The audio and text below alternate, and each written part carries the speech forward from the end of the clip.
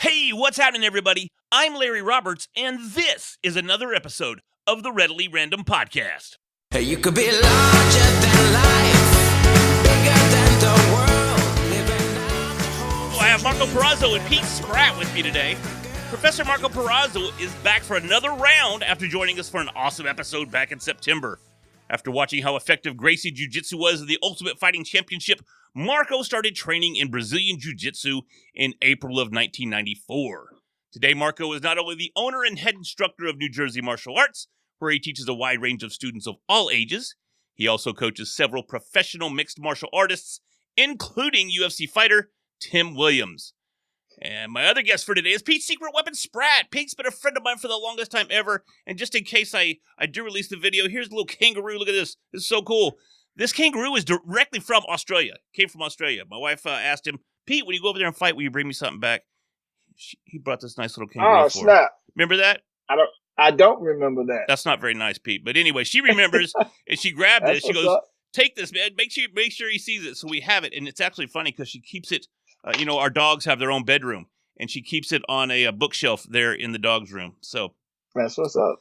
But hey, man, Pete's Secret Weapon Spratt is a name that is synonymous with world-class Muay Thai and some of the most feared striking to ever step in the cage or a ring. Pete has fought all around the globe against a veritable who's who of legends in MMA and Muay Thai, including names like George St. Pierre, Robbie Lawler, and Mike Zambidis. Pete was also a competitor on The Ultimate Fighter Season 4 and can be seen in a Where Are They Now featurette on UFC.com. Today, Pete is passing on his knowledge as co-owner of Rodrigo Pinhero BJJ and Pete Spratt Muay Thai in San Antonio, Texas. Here he trains a stable of MMA, Muay Thai students with several fighters competing in some of the top promotions in the sport, including the UFC and UFC Feeder League, Legacy Fighting Alliance, also out of Texas. Gentlemen, how you like that? That's pretty good. That wasn't a bad intro, was it? Yeah, but I like how cool Pete is. Pete's like, yeah, it's all right. Nothing to be worried about. Yeah, but I think LFA is Vegas based now. Oh, really? Well, under the new ownership. Oh, they got new. Well, see, I found old information online a little while ago. I literally just wrote that about an hour ago. So, but hey, it's still good. They have fights here in Texas, don't they? Yeah, they are coming here they frequent Dallas, of course, at the Bomb Factory, and then now they've started doing shows out in Belton. I have no idea why, but it's closer to me, so I can get some of my guys on there. So cool. So you have some fights coming up, right? You've got your female fighter that's going to be fighting up here in Dallas at the Gas Monkey Live. Is that where they're having the fights? Yes, next week. That's cool. So, I asked you guys on because I wanted to get, Marco Perazzo, he was a great episode back in September. And Pete, you and I have been around since, Beeper Boutique. So, yeah, right. I used to work at a little kiosk in the mall, and it was called Beeper Boutique. It was back in the pager days, and it sold all sorts of beeper accessories like cases and chains and all that fun stuff. And Pete and I would sit at the mall and just talk about who knows what. But this was even before martial arts days. This was we just worked at the mall, and you worked at the finish line. So yeah. So guys, I wanted to get a perspective on how difficult it is these days on the East Coast. That's why Marco's joining us, and here in Texas as well, to really promote fighters and find opportunities for fighters. And I kind of wanted to get a contrast between the two of you. I know it's difficult for young fighters coming up, and it's getting to be more and more difficult. So, Marco, do you have any local fighters that you were trying to promote, and what sort of things do you run into there? So, yeah, it's funny because I'm kind of moving away from having fighters and helping people fight, in the sense of looking to have a stable of people that are going to compete in the cage. Because just sometimes it's either too difficult dealing with personalities, egos of the fighter, trainers, friends involved, where, I'm just more into people that are right now looking to be martial artists, and their path takes them through fighting. Right. So that's a different story than an athlete who comes in that's looking, I'm a failed wrestler, or I'm a okay kickboxer. I think I could do good at MMA and that kind of stuff. But I think the most difficult part here on the East Coast is dealing with promoters, to be honest with you. Some of them are good, some of them are bad, but you just never know if you're getting set up. It's it's like the Wild West when it comes to the smaller shows. Well, it is the Wild West here in Texas, and I hear the exact same things you're saying from Pete. So you're experiencing the same thing down in San Antonio or in South Texas. How do you deal with that, Pete? Yeah, I mean, I think it's kind of that way across the board. I mean, you have certain promotions, and I'm not going to be specific with name calling. Ordinarily, with my personality, I'll call somebody out, but I'm gonna keep it PC, and I'm not gonna call anybody out. But you have certain promotions, man, that only book certain teams, and it's just pretty ridiculous. Like, XKO has been around for a long time, and I've just now had one guy fight for them, and I'm one of the biggest names in Texas. So how is it that you've been around for a few years, and I'm just now in the end of 2018 got somebody competing for your show, and once I got somebody on the show, I kind of figured out why that's probably the case, but yeah, man, it's just like I can't. I'm to the point to where I don't even want to have fighters anymore. I mean, Wow. I've got a select few people that I'm committed to getting them to a certain level in their career. But as far as getting new people and developing new people to specifically be in the fight game, I'm just not even really interested in that aspect of it anymore. Because one, financially, it doesn't really help me because the fighters don't pay the bills at the gym. It's the regular people that pay the bills at the gym. Man, you could say that and say it loud. I'm telling you. So, that aspect of dealing with those fighters, man, and for low return, it's, I'm just moving toward, trying to build my business for the future because we're about to build a new facility. And, I've got to have retention in my gym, and you just don't have that with fighters. And to talk to what Pete's talking about, like, so as a trainer, you want to train the best possible athletes, the toughest guys, and all this other stuff. But a lot of times is the regular folks, the 85 to 90% of the people that make up your student body, they can't be getting hit in the face by Pete Spratt every day, right? And Pete Spratt Exactly. doesn't care that this guy pays my bills, and rightfully so, because his goal is to fight in the UFC, be a UFC champion.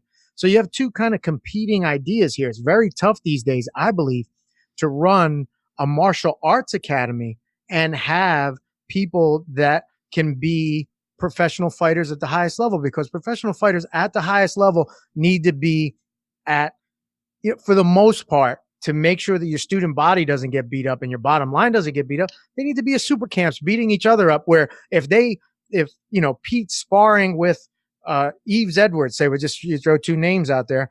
Well, if Pete hurts Yves or Yves hurts Pete, these guys are two pro fighters. They know what the deal is. This is what they're supposed to do. But if Pete hurts my doctor or my police officer, and what's he going to say? Hey, Marco, I can't pay my dues this month. Why? Yeah, well, because exactly. Pete broke my orbital bone in sparring, right? I'm like, all right, I get it. Not to say that you hurt people, Pete, but you get. No, what he I'm saying. does. He kicks the shit out of people. I don't even cuss on this show, but I know he hurts people all the time. He's vicious. No, I'm kidding. He's great to work with, and it's fun to watch him work with his students. He's got a passion for it. And Marco, I've seen a few clips of you as well, and you can tell that you both are driven by the art itself, by the system itself. Pete, your Muay Thai is next level. Marco, your BJJ is some of the best in the game. And again, you can see that translated in the way that you guys are teaching and training we'll just say your classes, not even your fighters, but just your bill-paying student body. When did you start seeing this shift to where it was so difficult to find experiences for up-and-coming fighters, to mix the two? Has it always been that difficult, or has there been a shift with, for instance, the UFC? As we know, they are the big dogs on the scene, and they make the rules. So because there's no competition, where did you see that shift, and how did you deal with it? And let's talk about that a little bit, Pete. I've seen the shift for me over, I would say, probably the last 5 years or so. I mean, these guys just don't want to fight anymore. Everything has to be perfect for them. No, I need a 16-week training camp. No, I don't want to fight that guy. He's got too many wins. This guy is too experienced. Like, it's just, back in the day when I was coming up, I would fight just to go somewhere I've never been before on a week's notice. You know, I fought Ronald Jr. in Hawaii on 10 days notice because I had never been to Hawaii. Yeah, I'm going to take that fight. Yes. Nope. Been to Hawaii before? Nope. I'm taking it. I don't care what you say. I'm taking it.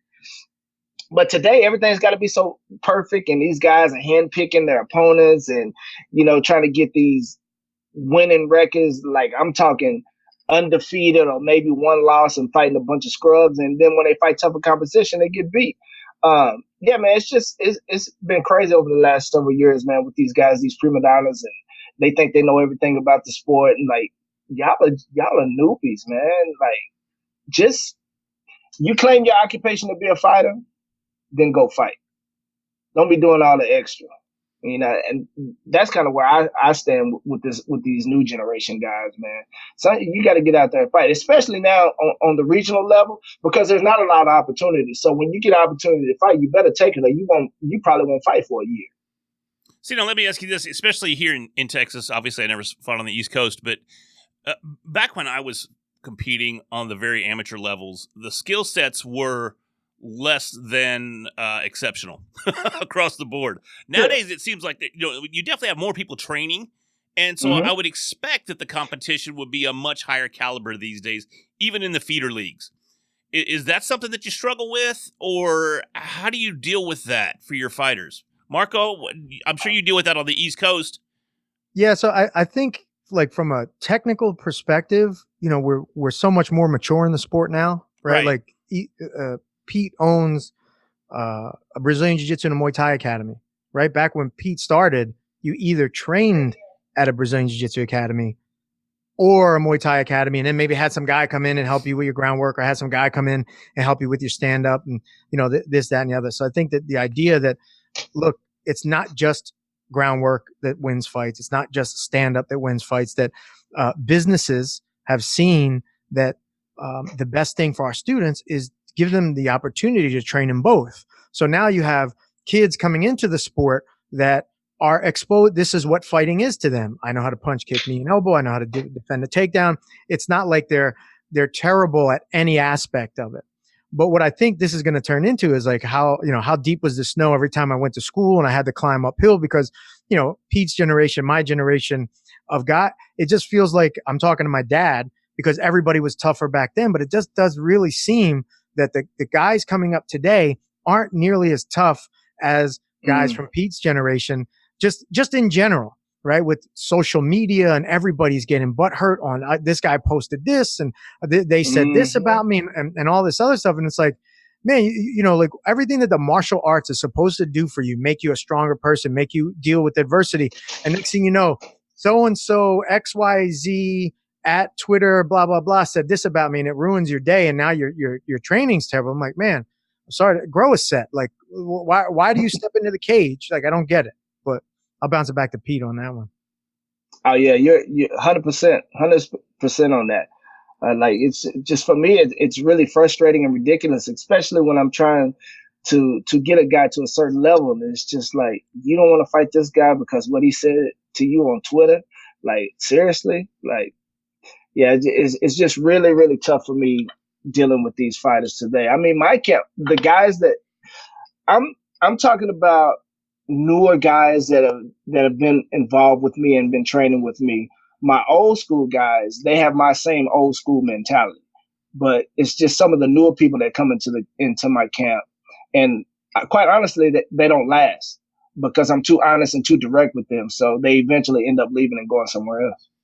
So what I'm kind of hearing here is that just the way that our culture is evolving, or in my personal opinion, devolving, it's having an impact not only on the fighters that you're training, but it's also having an impact on your bottom line. It's got to be making it difficult to maintain a student base that's sufficient enough to run gyms like yours, Marco, or like yours, Pete. You both have phenomenal gyms. You've both got very nice facilities. So how do you pull the fighters in, or how do you pull the students in? that will just train with you and just be your student base? I keep them away from the fighters. I don't let them see any of the hardcore stuff. I keep them away from the fight team. So you'll clear out the gym before the fight team even comes in. Yeah, exactly. Oh wow, okay. Like no, you don't need to see. Well, they're really trying to hurt each other. Like, yeah, no, that's not for you. So don't even look at that. That's not for you. You're over here with the fundamental class. Don't even think about that. Yeah, so like I don't even have those guys come in anymore, right? Because you and Pete will have more experience in this than I do, just because he's got so many fights under his belt. But professional fighters or guys that think they want to be professional fighters, it's like you dangle this next shiny object, which is the next gym that they heard that these guys are really good at, or dudes that they know are sparring over here or over there. Back in the day, from what I recall, it's like, man, you ride or you die with the people that got you to where you got. Right. But now you'll see, like for me, the de-evolution of wanting to help fighters has happened with, you help guys 4 or 5 fights, they win. Next thing you know, they don't show up anymore. They weren't paying to begin with. So what's the difference, right? And you put all this extra time and effort, right? But going back to like, how do we keep regular people? You treat them like regular folks, right? If you're getting ready to do combat, you get somebody to get ready for a fight. If the guy is a Wall Street guy, I don't know, you guys have, oil fields in Texas, if he sells oil or whatever the hell he sells in Texas, man, does he really need to be getting hit in the face? Like, does that really need to happen? No. Right. Maybe every once in a while to say, hey, if you do get hit and all this other stuff, but with everything that we know about CTE, with everything that we know about brain injuries and all this other stuff, like regular folks don't need to train like Pete trained back in the day, getting hit in the face all the time to know that this works. It's just not necessary. So there's one of the ways that we keep students is by making sure that the training is much safer.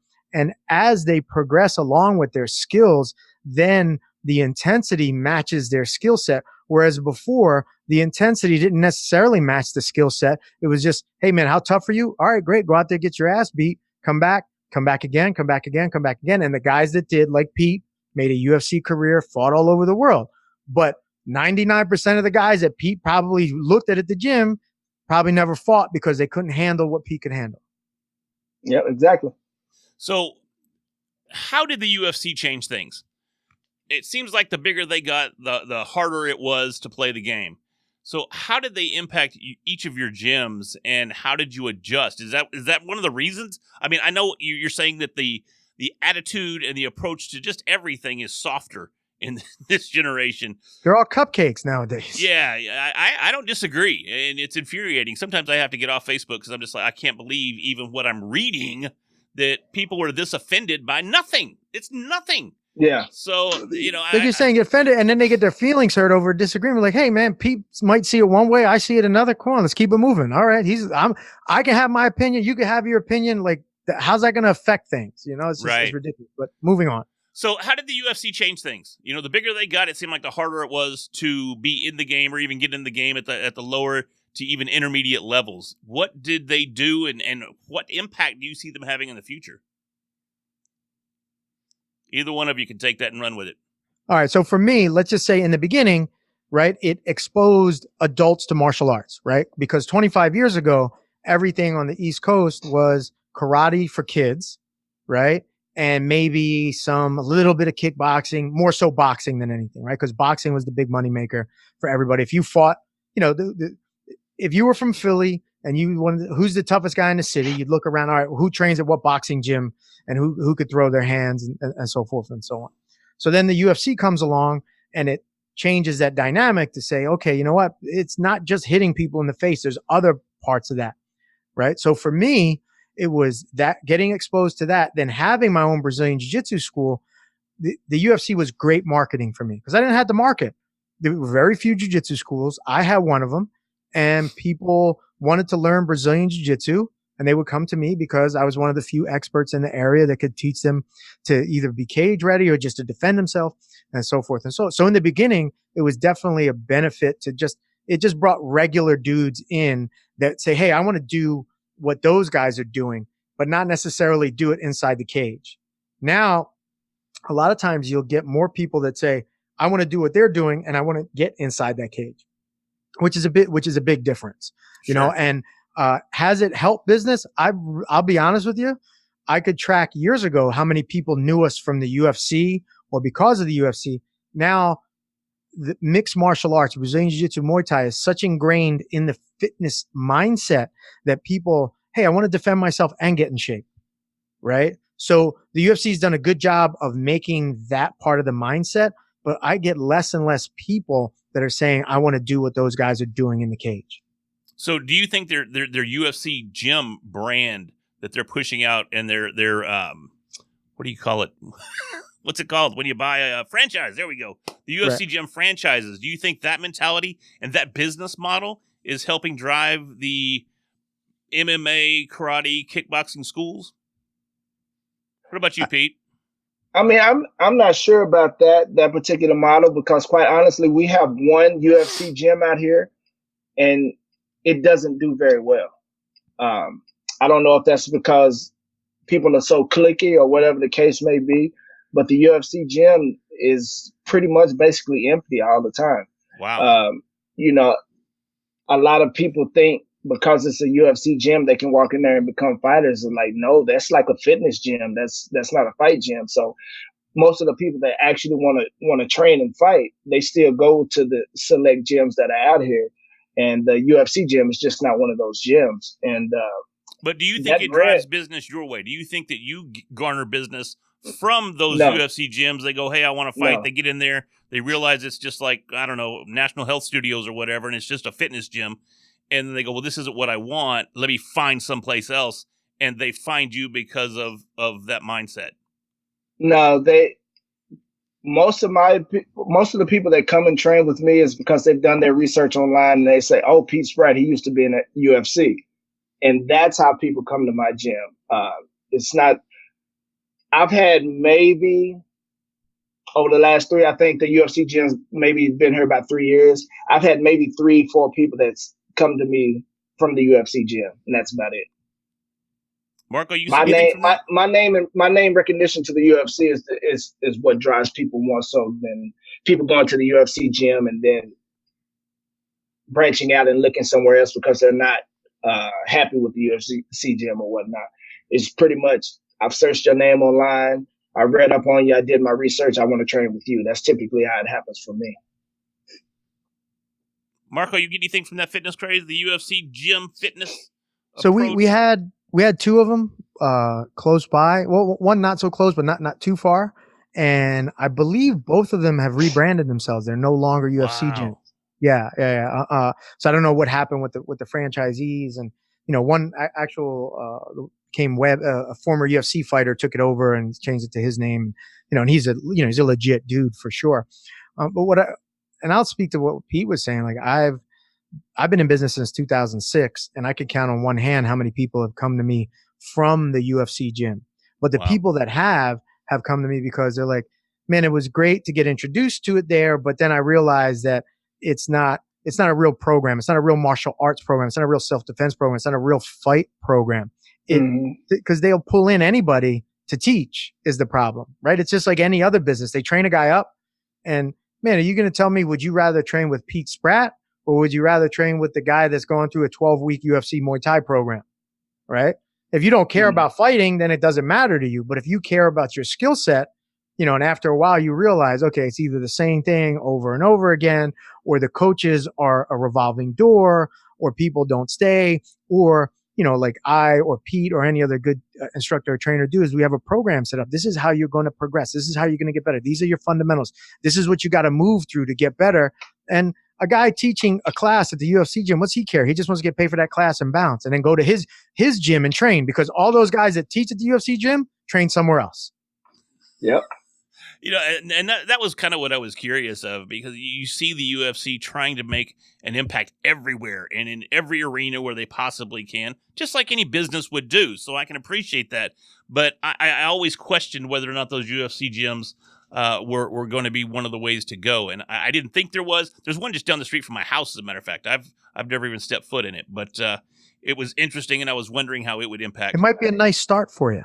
Oh, thanks, Marco. Appreciate that. Man. Oh, man. Snag me. So, did you guys see the fights last weekend? Kinda. Yeah.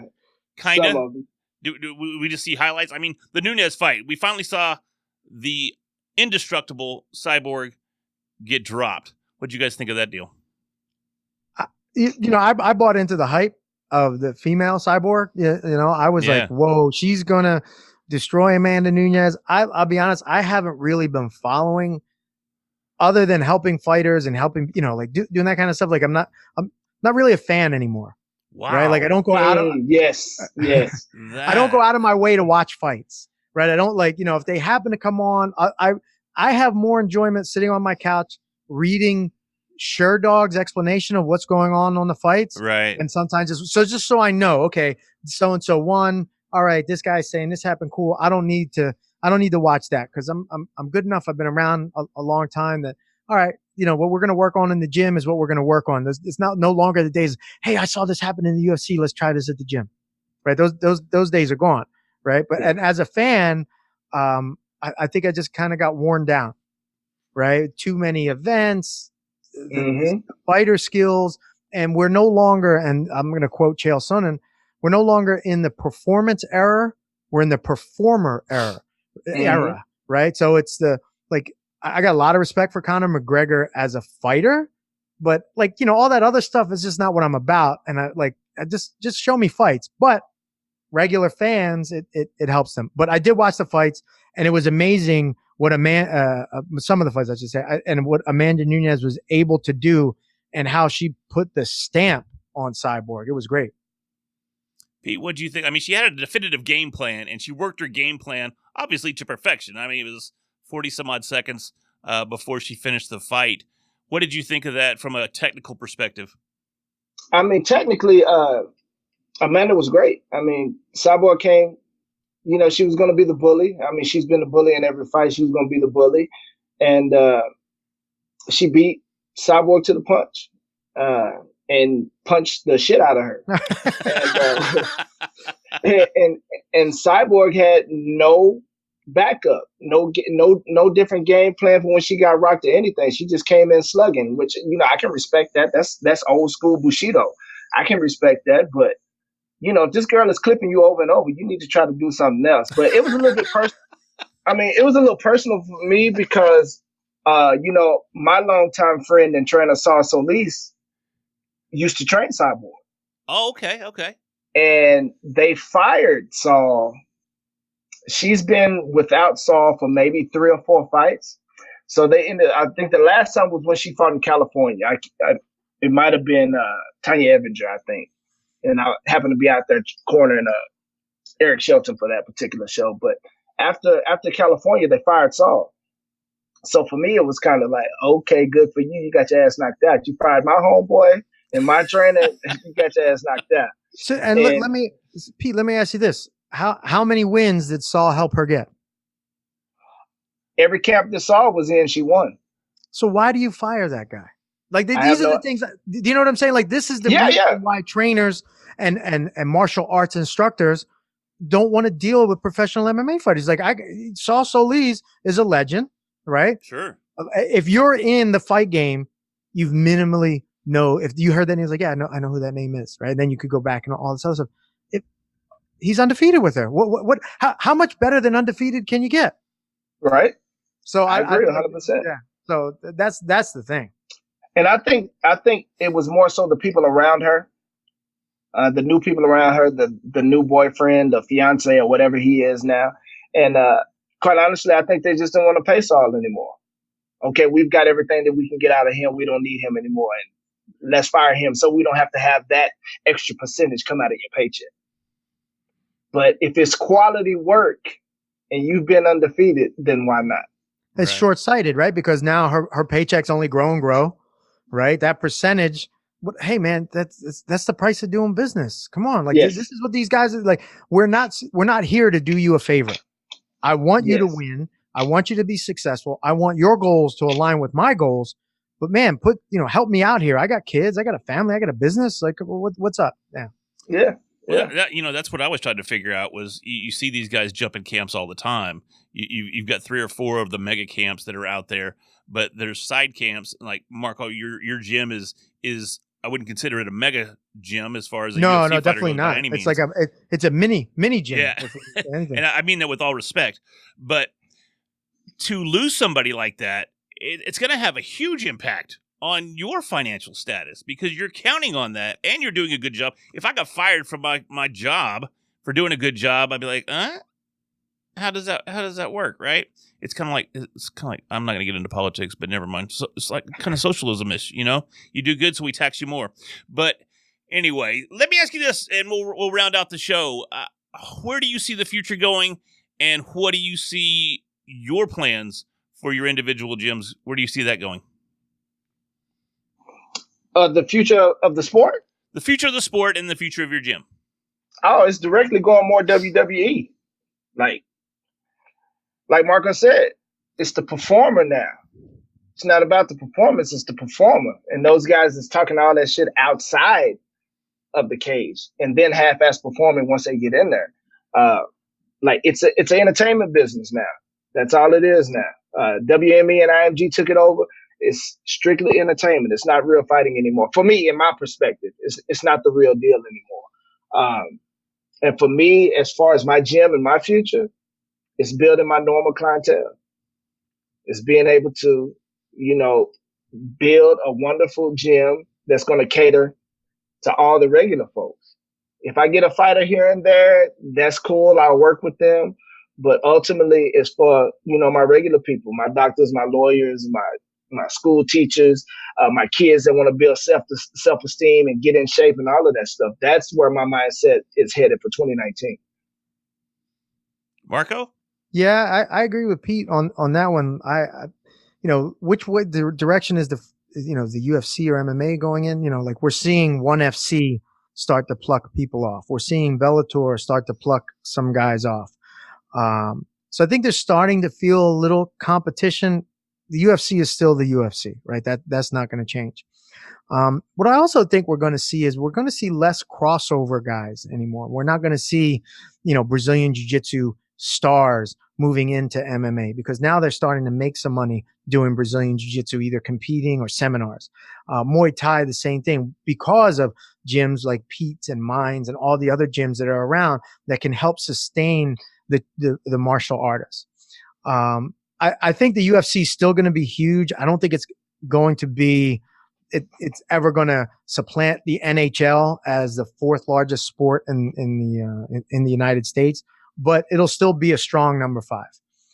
But they need to watch out for ONE FC because a lot of talent's going there. They're going to need to watch out for Bellator. Now, as for my gym dealing with fighters, if you're an established fighter and you want to come train with me, what I tell you is I'm going to be your jiu-jitsu specialist. I'm not going to help you with Muay Thai. I'm not going to help you with it. You're going to come to me because you want me to help you with your jiu-jitsu, your groundwork, your ground and pound. If you are one of my regular students that's coming in through a fundamentals program, never trained before, very little experience, and you're working through that program and your path takes you through fighting, I'm co-signing on it and I'm putting everything I can behind that. But I'm not looking to get fighters. I'm not looking to develop fighters. If they happen to come through, 100% I'll help it. And like Pete's saying, you know what? I want to be around martial artists. I want to be around regular folks that this is uplifting for. I want to teach my kids classes, my adult classes. I want to help people lose weight. I want people to be more confident. Like all the things that the martial arts is supposed to do for you and know how to fight. That's what I want. And I want it to be with people that I enjoy being around 7 days a week, because Pete's probably at his gym 7 days a week. I'm at my gym 7 days a week. And it's not because, these empty walls are awesome. It's because the people that fill these rooms are amazing. That's the reason why it's fun coming to my gym. Like I do some stuff on the side. My mom was asking me, like, hey, are you going to stop teaching martial arts? I go, never. I go, because I teach martial arts for the lifestyle, for the people. Right. I mean, the money's good too. Don't get me wrong. I'm not going to lie about that.